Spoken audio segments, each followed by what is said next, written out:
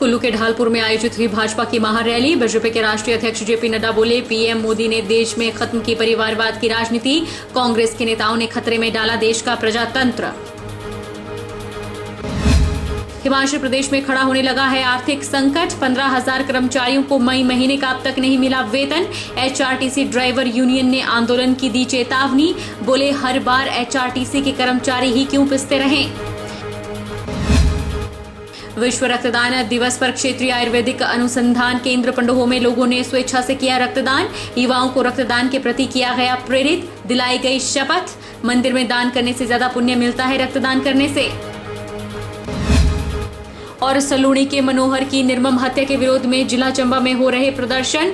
नायब तहसीलदार के माध्यम से प्रदेश के मुख्यमंत्री को लोगों ने भेजा ज्ञापन। हत्या करने वालों को फांसी देने की उठाई मांग। नमस्कार, आप देख रहे हैं HP 24x7। मैं हूं जनीशा। ढालपुर में भाजपा की महारैली आयोजित हुई। बीजेपी कार्यकर्ताओं को संबोधित करते हुए भाजपा राष्ट्रीय अध्यक्ष जेपी नड्डा ने कहा कि छल कपट के साथ राजनीति में कांग्रेस पार्टी आती है, जबकि बीजेपी पार्टी लोगों की सेवा, देश को सुशासन देने के लिए लगातार काम कर रही है। आज राजनीति में प्रधानमंत्री मोदी ने गरीबों के लिए काम किया और राजनीति की संस्कृति को भी बदल डाला है। जिला कुल्लू के मुख्यालय ढालपुर के रथ मैदान में मंडी संसदीय बीजेपी की महारैली का आयोजन हुआ। राष्ट्रीय अध्यक्ष जेपी नड्डा ने कहा कि इससे पहले राजनीति में परिवारवाद को बढ़ावा मिलता रहा, लेकिन बीजेपी ने साधारण परिवार से कार्यकर्ता को आगे लाया और उसे राष्ट्र स्तर पर भी पहुंचाया है। यह आज राजनीति का परिवर्तन है और वोट बैंक की राजनीति से ऊपर उठकर केंद्र की बीजेपी सरकार ने काम किया है। बाकी कांग्रेस सहित अन्य दल लोगों को आपस में लड़ाने का काम करते रहे। देश के कई राज्यों में पिछड़ा वर्ग कमीशन को रिपोर्ट में कई पार्टियों ने आरक्षण में भी गड़बड़ी की। उन्होंने कहा कि 2014 से पहले भारत की हालत कुछ और थी, लेकिन आज हालत बदल गई है। आज सीमावर्ती इलाकों में विकास बढ़ा है और देश की सुरक्षा भी मजबूत हुई है। जेपी नड्डा ने कांग्रेस के युवराज राहुल गांधी पर भी निशाना साधा। उन्होंने कहा कि अमेरिका में जाकर राहुल गांधी भारत की आलोचना करते हैं। अमेरिका में राहुल गांधी ने कहा कि भारत का प्रजातंत्र खतरे में है, लेकिन जितनी आजादी उन्हें भारत में है वो उन्हें कहीं नहीं मिल सकती। पीएम मोदी ने संसद भवन में सेंगोल की पूजा को लेकर राहुल गांधी ने उस पूजा का भी मजाक उड़ाया, लेकिन उन्हें क्या पता कि भारत की समृद्ध संस्कृति क्या है और नई संसद भवन में आज सेंगोल को रखा गया है। कांग्रेस के नेता किस मुंह से राष्ट्रभक्ति की बात करते हैं, क्योंकि कई बार उन्हीं के नेताओं ने देश को खतरे में डाला है। कांग्रेस के युवराज अमेरिका की धरती पर जाकर भारत की आलोचना करते हैं और मोदी जी की आलोचना करते करते वो भारत की आलोचना करने लगते हैं। इनकी दादी ने इमरजेंसी लगाई थी, 25 जून को याद करेंगे उस दिन हम उनको। ये लंदन में जाके बोलते हैं कि Indian democracy is in danger, Bharat का प्रजातंत्र डेंजर में है।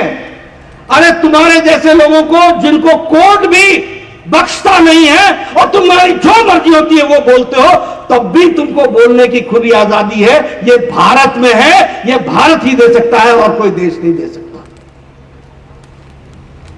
सेंगोल वो चोल डायनास्टी में जिसे मठों में पूजा करके श्री राजगोपालाचारी जी के देखरेख में, वो सेंगोल जो राष्ट्रीय एकता का प्रतीक, सेवा का प्रतीक, राष्ट्र धर्म का प्रतीक, राष्ट्र को उन्नत की ओर ले जाने वाला विकास का प्रतीक, वो 1947 को 14 अगस्त को तुम्हारे परनाना जी को दिया गया था। तुम्हारे परनाना जी, तारीख नोट कर लेना। और वह इलाहाबाद के म्यूजियम में वॉकिंग स्टिक के नाम से रखा गया था। और जब उसको प्रधानमंत्री जी पूज करके मठों के हमारे संतों के द्वारा पूजने के बाद उस सेंगोल को लेकर जब साष्टांग दंडवत करते हैं, तो यह कांग्रेस का युवराज मजाक उड़ाता है।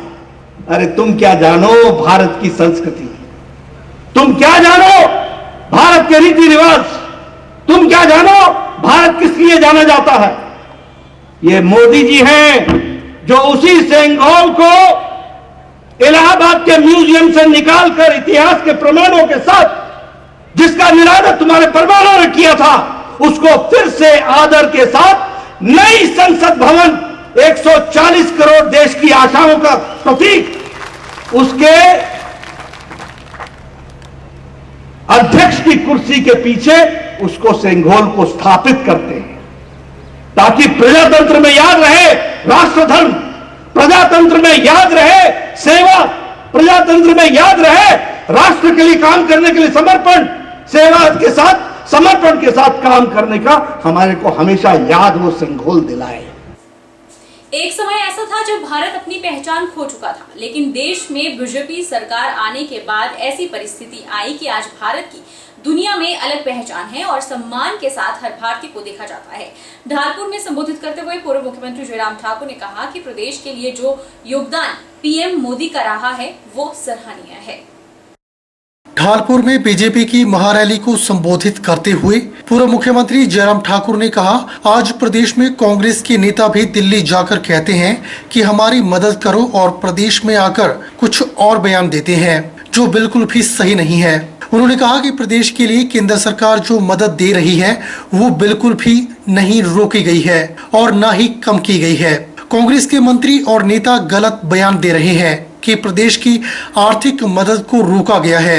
मनाली में अटल टनल ने जहां लाहौल और लेह की हालत बदली, तो वहीं आज प्रदेश आने वाला हर पर्यटक टनल के दीदार के लिए जाता है। अटल टनल से प्रदेश का पर्यटन भी बढ़ा है। उसके बाद भी आज भी कांग्रेस के नेता पूछते हैं कि मोदी सरकार ने प्रदेश के विकास के लिए क्या किया। आज मोदी सरकार ने 4 लेन और एम्स दिया है, तो उसके लिए भी केंद्र सरकार का कांग्रेस नेताओं को आभार व्यक्त करना चाहिए। अब 4 लेन सड़क का भी शुभारंभ होने वाला है और प्रदेश की जनता के साथ साथ पर्यटन के क्षेत्र में यह सड़क नया आयाम स्थापित करेगी। दिल्ली जाकर के कहते हैं हमारी मदद करो और शिमला आकर के कहते हैं कि हमारा पैसा रोक दिया गया। मुझे लगता है कि कम से कम ऐसे दायित्व पर व्यक्ति जब हो जाते हैं, मुख्यमंत्री बन जाते हैं, तो कब थोड़ा सा हमको संयम रखना चाहिए। आदरणीय मोदी जी की छवि को खराब करने की अगर इस तरह से अगर कोई हिम्मत की तो हिमाचल के लोग माफ नहीं करेंगे। हम उनके एहसान को चुकता ही नहीं कर सकते हैं। लेकिन मैं जिक्र करूं अगर प्रदेश सरकार का, भाई और बहनों, सचमुच में बहुत दुख होता है। 6 महीने का कार्यकाल पूरा हो गया और 6 महीने में ये हिमाचल जहां छोड़ा था वहीं का वहीं खड़ा हो करके भारतीय जनता पार्टी की सरकार का इंतजार कर रहा है, मानो ऐसा लग रहा है। आप कल्पना करिए क्या परिस्थिति बन गई। 15,000 से ज्यादा कर्मचारियों को तनख्वाह नहीं, आज 14 तारीख बीत गई। 6,000 से ज्यादा हमारे आउटसोर्स में लगे कर्मचारी बेचारे जो बहुत मजबूरी में उस काम को करते हैं, जब उनके पास आय का कोई साधन नहीं, परिवार को पालने का कोई और माध्यम नहीं था, तो उन्होंने आउटसोर्स में नौकरी ज्वाइन करके अपनी सेवाएं देने का निर्णय किया।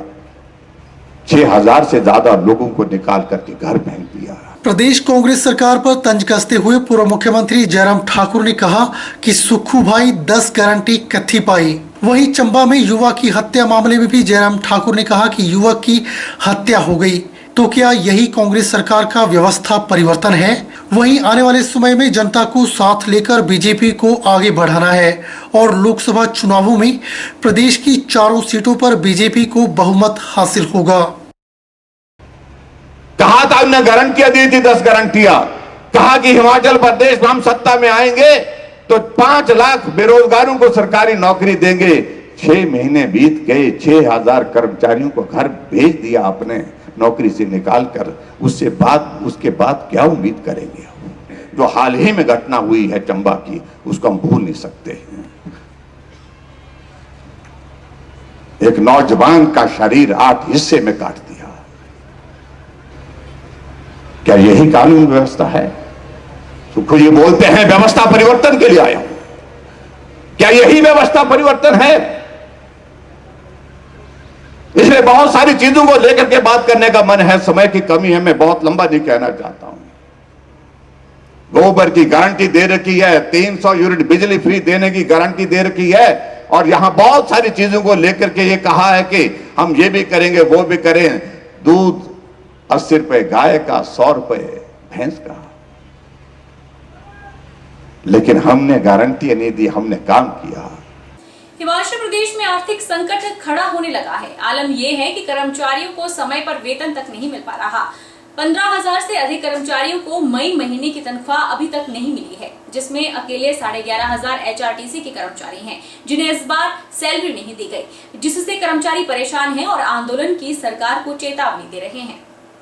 हिमाचल प्रदेश पथ परिवहन निगम ड्राइवर यूनियन के प्रदेश अध्यक्ष मान सिंह ठाकुर ने कहा कि परिवहन निगम के कर्मचारी के साथ सरकार सौतेला व्यवहार कर रही है। हर महीने सैलरी समय पर नहीं मिल रही। 11,000 HRTC के कर्मचारियों के अलावा 8,000 पेंशनर को पेंशन नहीं मिली है।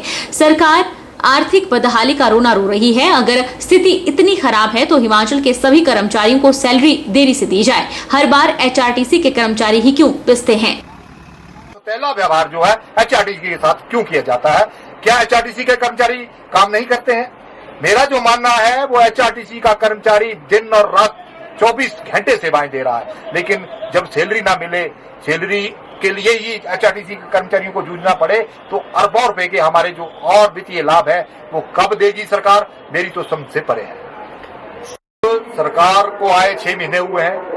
मैं ये भी नहीं कहना चाहता हूं कि सरकार की जो फाइनेंशियल स्थिति है वो ठीक है या नहीं है। अगर फाइनेंशियल स्थिति अगर ठीक नहीं है, जो मेरा जो मानना है, तो मेरा जो अपना मत है, मैं वो बोलना चाहूंगा कि हिमाचल प्रदेश के सभी कर्मचारियों को हर महीने लेट सैलरी दी जाए या पेंशन दी जाए। HRTC ही क्यों इस बात के लिए चुनी कि फाइनेंशियल कहीं क्रैश है, फाइनेंशियल कोई समस्या है, तो HRTC के ऊपर या HRTC के कर्मचारियों के ऊपर ये कानून जो थोपना, ये बिल्कुल गलत बात है। पूरे हिमाचल प्रदेश के कर्मचारियों को मैं कहता हूं 2-2 महीने, 3-3 महीने सबकी सैलरी रोकी जाए, HRTC की ही क्यों? हिमाचल की ट्रेजरी 1,000 करोड़ रुपए के ओवरड्राफ्ट चल रही है। हालांकि सरकार ने 800 करोड़ का लोन अप्लाई कर दिया है। इस लोन के अकाउंट में आने के बाद भी सरकारी खजाना 200 करोड़ के ओवरड्राफ्ट में रहेगा। यही वजह है कि विभिन्न बोर्ड, निगम और कुछ विभागों के कर्मचारियों को भी सैलरी नहीं मिल पा रही है। मुख्यमंत्री के प्रधान मीडिया सलाहकार नरेश चौहान ने कहा कि हिमाचल प्रदेश की आर्थिक स्थिति ठीक नहीं है और केंद्र सरकार ने भी कर्ज की सीमा को घटा दिया है। ऐसे में सुखू सरकार बिगड़ती आर्थिक स्थिति पर काबू पाने के लिए संसाधनों को जुटाने में लगी है। आज या कल में कर्मचारियों को सैलरी मिल जाएगी। सर, देखिए, ये मीडिया में जरूर ये बात उठी थी कि जो हिमाचल रोड ट्रांसपोर्ट कॉर्पोरेशन के कर्मचारी हैं उनको जो है इस महीने की सैलरी नहीं मिली थी, लेकिन अमूमन ये 10 तारीख तक मिल जाया करती थी। इस बार इसमें मुझे लगता है 2-3 दिन की देरी हुई है, लेकिन अभी मुझे जो जानकारी प्राप्त हुई है MD ट्रांसपोर्ट से कि ये आज या कल में जो है इनकी सारी सैलरीज जो है रिलीज हो जाएगी। ये आज या कल तक सबको मिल जाएगी। एक तौर पे है कि जो फाइनेंशियल पोजीशन है, जो पिछली सरकार से एक बहुत बड़ा कर्जा 75,000 करोड़ का या 11,000 करोड़ रुपए की जो लाइबिलिटीज मिली है, उसके बावजूद ये सारी चीजें एक चैलेंज तो प्रेजेंट गवर्नमेंट के सामने है। लेकिन भारत सरकार ने भी जिस प्रकार से कर्जा लेने की जो हमारी लिमिट थी पिछले साल, जो 14,500 करोड़ थी, उसमें 5500 रुपए की कटौती करके वो 8500 करोड़ रुपया कर दिया। या आप समझें कि जो हमारे फॉरेन बैंक से जो लोन्स सरकार ले सकती थी उसकी जो कैपिंग कर दी 7,000 करोड़ केवल। तो इस तरह से ये एक अपने आप में चुनौतियां तो है, लेकिन उसके बावजूद भी हमारी सरकार और माननीय मुख्यमंत्री जी प्राथमिकता के आधार पे प्रदेश की जो आर्थिक स्थिति है उसको सुधारने के लिए बड़े फैसले कर रहे हैं। बता दें कि केंद्र ने हिमाचल की लोन लेने की लिमिट 5% से घटाकर 3.5% कर दी है। यानी जीडीपी का हिमाचल सरकार अब 3.5% लोन ही ले पाएगी। हिमाचल में आय के साधन भी सीमित है। ऐसे में आने वाले दिनों में हिमाचल में आर्थिक संकट खड़ा हो सकता है।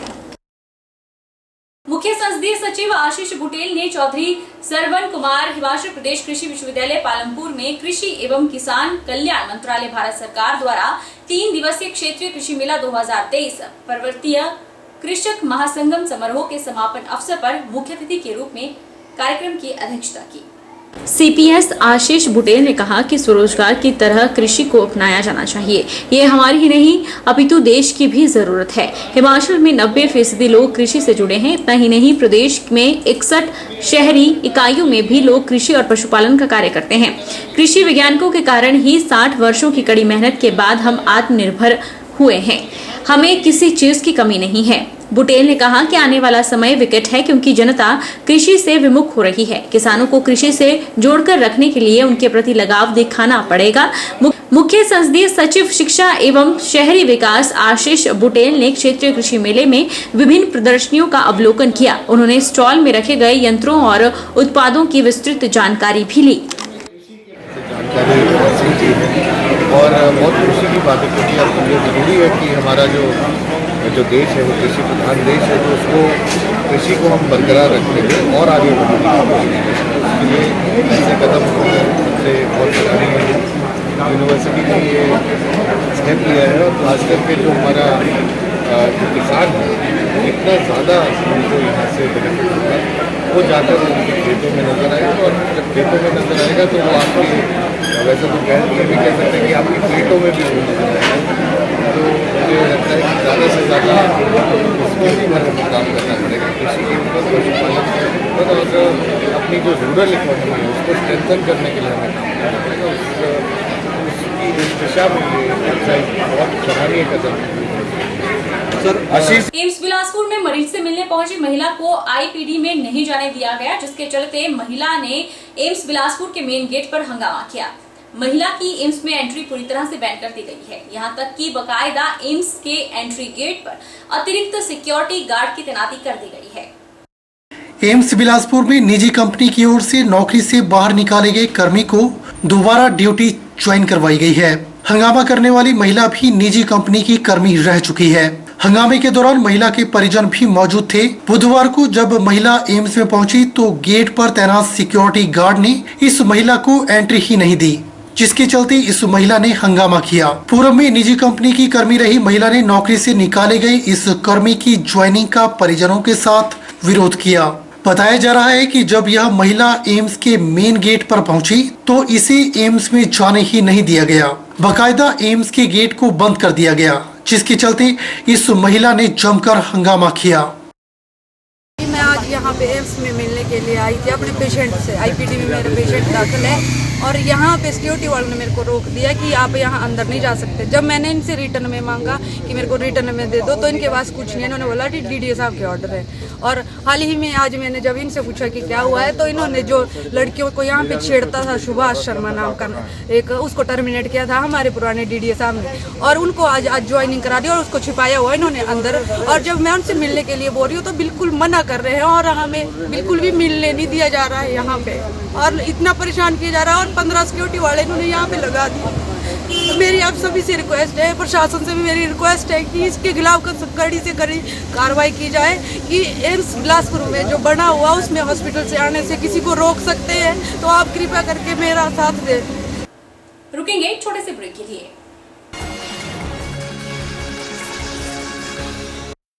हर वर्ष की भांति इस वर्ष भी श्री जगन्नाथ रथ यात्रा उत्सव छोटी काशी मंडी के पडल में स्थित श्री जगन्नाथ मंदिर परिसर में बड़े ही हर्षोल्लास व आस्था पूर्वक मनाया जा रहा है। 12 जून से लेकर 20 जून तक प्रातः 7 बजे से मूल पाठ और साय 3 बजे शिव महापुराण कथा का आयोजन किया जाएगा। 20 जून को प्रातः 9 बजे से 10 बजे तक पूर्णाहुति और शाम 4 बजे से श्री जगन्नाथ रथ यात्रा निकाली जाएगी। 21 जून 2023 को 12 बजे से श्रद्धालुओं को महाप्रसाद वितरित किया जाएगा। श्री जगन्नाथ रथ यात्रा उत्सव 12 जून से आरंभ हो रहा है। 20 जून को रथ यात्रा का आयोजन किया जाएगा। श्री शिव महापुराण जो सुबह मूल पाठ होगा 12 से और शाम को 3 बजे से कथा का आरंभ होगा। 20 तक चलेगी कथा और 20 को ही 4 बजे श्री जगन्नाथ जी की रथ यात्रा का आयोजन होगा, जिसमें आप सभी से करबद्ध प्रार्थना है कि आप बढ़ चढ़कर भाग लें। और 21 को श्री जगन्नाथ जी का महाप्रसाद है।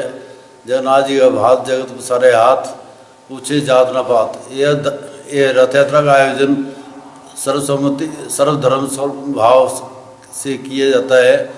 धर्म रक्षति रक्षता, हमारे कहा गया है सनातन धर्म में कि जो धर्म की रक्षा करता है उसकी रक्षा स्वयं धर्म करता है। तो इसलिए आप सभी से प्रार्थना है कि 21 को महाप्रसाद और 20 को 4 बजे रथ यात्रा का आयोजन किया जा रहा है। आप सभी सम्मिलित होने की कृपा करें। धन्यवाद। जय जगन्नाथ, जय जगन्नाथ।